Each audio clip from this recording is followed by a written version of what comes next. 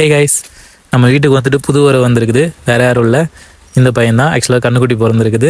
So எப்பயுமே கேஷுவலாலாம் வந்துடாது இல்லையா, ஏதாச்சும் பெரிய ஸ்டோரி இருக்கும் இல்லையா. ஸோ அதே மாதிரி இந்த கண்ணுக்குட்டி வந்த ஸ்டோரி என்ன தெரியுமா? அஸ்யூஷுவல் எப்பயும் போல் வந்துட்டு மாடு ரிட்டன் ஈவினிங் கூட்டு வர டைமில், நேற்று ஈவினிங் கூட்டு வர டைமில் வந்துட்டு அந்த மாடு மட்டும் இல்லை. சரி, சென மாடு கண்ணுக்குட்டி போட்டிருக்கோம் அப்படின்னு சொல்லிட்டு எப்பயும் போல் ஈவினிங் தேடி பார்த்தோம், கண்டுபிடிக்க முடியல. சரி, ஓகே, அஸ்யூஷுவல் நாளைக்கு பார்த்துக்கலான்னு சொல்லிட்டு விட்டாச்சு. ஆக்சுவலாக அது என்ன ப்ராப்ளம் அப்படின்னா, நேற்று வந்து மாடு வந்துட்டு இந்த லேக் மாதிரி இருக்கு இல்லையா, லேக்குக்கு இந்த சைடும் அந்த சைடுமே மேய்ஞ்சிச்சு, இக்கரைக்கும் அக்கறையிலையுமே இருந்துச்சு. ஸோ இப்போ மாடு வந்துட்டு எந்த சைடு இருக்குன்றது கன்ஃபியூஷன் ஆகிப்போச்சு. பட் என்னோட கெஸிங் படி வந்துட்டு மாடு அக்கறைக்கு போயிருக்காது, இக்கரையில் இந்த பக்கம் தான் கண்ணுக்குட்டி போட்டிருக்க சான்சஸ் இருக்குன்ற மாதிரி தோணுச்சு. பட் இருந்தாலும் வந்து பிளாங்காக வந்துட்டு எந்த சைடுனே தெரியாமல் தேட முடியாது இல்லையா. அதனால் வந்துட்டு சரி கொஞ்சம் நேரம் வெயிட் பண்ணுவோம், மாடு எப்படியும் கண்டிப்பாக மேயறதுக்கோ தண்ணி குடிக்கிறக்கோ வரும்னு சொல்லிட்டு வெயிட் பண்ணியாச்சு. ஸோ வீட்டுக்கெல்லாம் போயிட்டு வந்து கொஞ்சம் நேரம் பார்த்ததுக்கப்புறம் பார்த்தோம் அப்படின்னா மாடு அஸ்யூஷுவல் மேயறதுக்கும் தண்ணி குடிக்கிறதுக்கும் வெளியே வந்துருச்சு. ஸோ அப்புறம் போய் மாடை பார்த்துட்டு ஸோ அதுக்கப்புறம் வந்து கண்ணுக்குட்டியும் நம்ம பார்த்தாச்சு. கண்ணுக்குட்டி பக்கத்தில் தான் இருந்துச்சு, ரொம்பலாம் தேடலை. ஸோ கண்ணுக்குட்டியும் தூக்கிட்டு வந்து வெளியே மாட்டுக்கிட்ட விட்டு ஸோ அது நல்லா பாலை குடிக்க ஆரம்பிச்சிருச்சு. ஸோ அதுக்கப்புறம் வந்துட்டு அந்த ஏரியாவுக்கு வந்து நம்ம ஃபார்மில் இருக்கிற மற்ற மாடுங்களும் அஸ்யூஷுவல் வர ஆரம்பிச்சிருச்சு.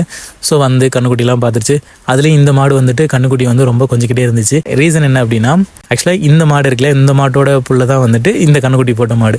ஸோ அதோட புள்ள தான் வந்து இப்போ போட்டிருக்க கண்ணுக்குட்டி. ஆக்சுவலாக அந்த கொஞ்சது பார்த்தீங்களா கருப்பு இல்லை, ஸோ அந்த மாட்டோட பேரன். மேபி அதனால கூட பாசமாக கொஞ்சம் தரணுமோ தெரியல, இருக்கலாம்.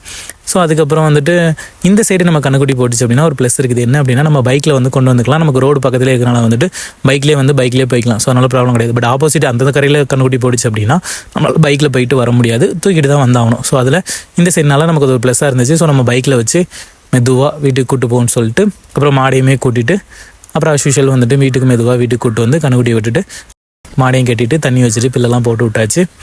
ஸோ ஹாப்பி தான். பட் இருந்தாலும் ஒரு சின்ன என்ன அப்படின்னா வந்துட்டு இந்த கண்ணுக்குட்டியோட பேக் லெக்கு கால் பார்த்தோம் அப்படின்னா கொஞ்சம் வளைவாக இருக்குது. பை பர்த்லேயே வந்துட்டு அந்த மாதிரி இருந்திருக்கும்னு நினைக்கிறேன்.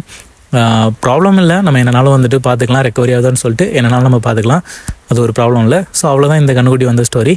நெக்ஸ்ட் வீடியோவில் பார்ப்போம். டாட்டா.